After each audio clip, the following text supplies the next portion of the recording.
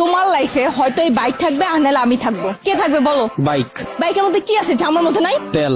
ফাইজলামি করবা না, আমি কিন্তু সিরিয়াস মুন না। তুমি আজকে ফাইনাল ডিসিশন নিবা, তোমার লাইফে এই বাইক থাকবে আর নাহলে আমি থাকবো। তুমি বলো কে থাকবে? বাইক।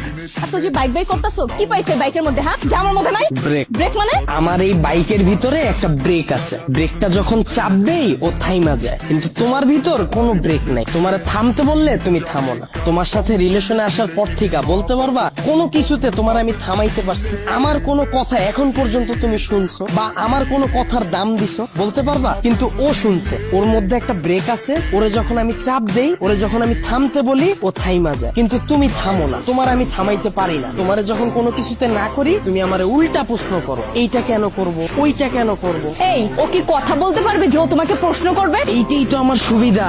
ওরে আমি যেমনে বলি, যেমনে চালাই, ও অমনি চলে। কিন্তু তোমার আমি যেমনে চালাইতে চাই, তুমি অমনে চলো না। ওরে নিয়ে আমার কোনো প্যারা না। তার মানে আমি প্যারা? অবশ্যই প্যারা। তোমারে নিয়ে আমি প্রতি মুহূর্তে আতঙ্কে থাকি। কোন ছেলে তোমার মেসেঞ্জারে নক দিল, কোন ছেলে তোমারে আবার ডিস্টার্ব করলো, কোন ছেলে তোমার প্রোফাইল পিকচারে যে একটা লাভ রিয়েক্ট দিল।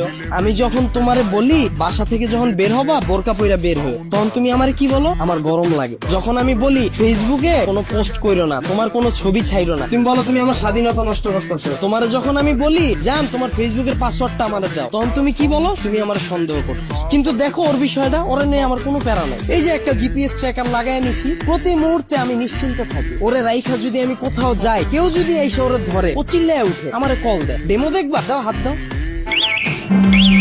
এই যে কল চলে আসছে। আবার তুমি দেখো যদি আমার কোনো ফ্রেন্ড বা আমার কোনো কাজিন আমার এই বাইকটা নিতে চায়, আমি নিশ্চিন্তে দিয়ে দিই। কারণ কি বলতো, আমার এই জিপিএস ট্র্যাকারের ভিতর লোকেশন সেট করা যায়, ও কতটুকু এরিয়ার মধ্যে থাকবে। আমার ফ্রেন্ড যখন এটা নিয়ে যায়, আমি একেবারে নিশ্চিন্তে ঘুমাই। কারণ এরিয়ার বাইরে গেলে আমার বন্ধু যাবে, কিন্তু ও যাবে না। ও কতটা লয়াল একটু চিন্তা করো। কিন্তু তোমার দিকটা একবার দেখো, আমি যদি তোমারে রাইখা বিদেশে যাই, সুরঙ্গ ছবির মতো আর ফান্নিশের মতো অবস্থা হইব আমার। দেশে এসে কি দেখুন জানো, আমার বন্ধু তোমার নিয়ে বাইকে গেছে। এখন তুমিই বল, বাইক রাখলে ভালো হবে না গার্লফ্রেন্ড? এত যে বড় বড় কথা বলতাছো, আমাকে নিয়ে লাস্ট কবে বের হইছো মনে আছে তোমার? তোমারে নিয়ে বের হয়ে আমার কোনো লাভ আছে? তোমারে নিয়ে বের হইলে 8-10টা মেয়ে যদি তাকায়, তাও মুখ ফিরিয়ে যায়। চিন্তা করে, এটার লগে তো একটা আছে। কিন্তু যদি আমার এই বাইকটা নিয়ে বের হই, 8-10টা মেয়ের সিরিয়াল লেগে যায়। এখন তুমিই বল, তোমারে চুজ করা ঠিক হবে না আমার বাইকটাকে? এত যে বাইক বাইক করতেছো না, এই বাইক একদিন তোমার জীবনটা খাইবো। তাও ভালো, ভিতরে কোনো কষ্ট থাকবো না, গেলে গা একবারে যামুগা। মানে? তোমার লগে রিলেশনে যাওয়ার পর থেকে আমার ক্যারিয়ারে সময় না দিয়া, তোমার পিছনে সময় দিয়া, ভার্সিটির টিউশন ফি না দিয়া, তোমার পিছনে খরচ কইরা, দিনের পর দিন তোমারে নিয়ে চিন্তা কইরা, আমার পড়াশোনা গ্যাপ দিয়া, তারপর তোমার মন ভালো করার লাইগা 2 দিন পর পর গিফট দিয়া, 2 দিন পর পর নতুন নতুন রেস্টুরেন্টে নিয়ে যায় খাওয়ায়া, কোনো পোলা তো পারে ডিস্টার্ব করলে ওই পোলার লগে মারামারি কইরা, কোনো মাইয়ার দিকে না তাকায় তোমার প্রতি লয়াল থাইকা, মন দিল দিয়া তোমারে ভালোবাসার পর হঠাৎ করে তুমি একদিন কি কইবা, জান আমার বাসা থেকে তো বিয়ে ঠিক করে ফেলছে, আমার এখন আর কিছু করার নেই। আর আমি তোমাকে কোন মুখে নিয়ে যাব বলো? তুমি তো এখন পর্যন্ত ক্যারিয়ারে কিছুই করতে পারো না, অথচ আমার এই ক্যারিয়ারটা বাসি দিলাম তোমার লেগে, তোমার পিছনে সময় দিয়ে। তারপর তুমি কি করবা জানো? আমার একটা সুন্দর বুঝ দিবা, জান তুমি আমার থেকেও অনেক সুন্দর মেয়ে পাবা, অনেক ভালো মেয়ে পাবা। এই কথা বইলা সুন্দর করে একটা হাঁটা দিবা, আর পিছন থেকে একটা ব্যাকগ্রাউন্ড মিউজিক বাজ। আর আমার অবস্থা কি হইব জানো? সারা জীবন এই ভালোবাসার কষ্ট নিয়ে সালমান খানের মতো জীবন যাপন করো, আর ওদিকে তুমি বড়লোক জামাই নিয়ে ফুটফুটে সুন্দর 2টা বাচ্চা নিয়ে ওয়ার্ল্ড ট্যুর দিবা। এখন তুমি আমারে বলো, বাইক ভালো না তুমি? আপনারা অনেকে জানেন গত 10-15 দিন আগেও আমার পেজে শুধুমাত্র 2500 ফলোয়ার ছিল।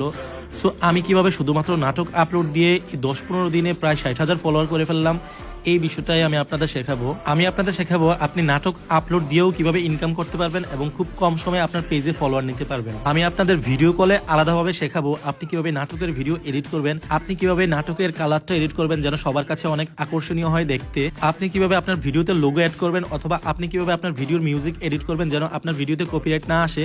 এই সকল কিছু জানতে আমাকে ইনবক্স করুন। অবশ্যই এটা পেড সার্ভিস। আমি যখন আপনাদেরকে সময় দেব, আপনাদেরও উচিত আমার সেই সময়ের মূল্য দেয়া। ধন্যবাদ।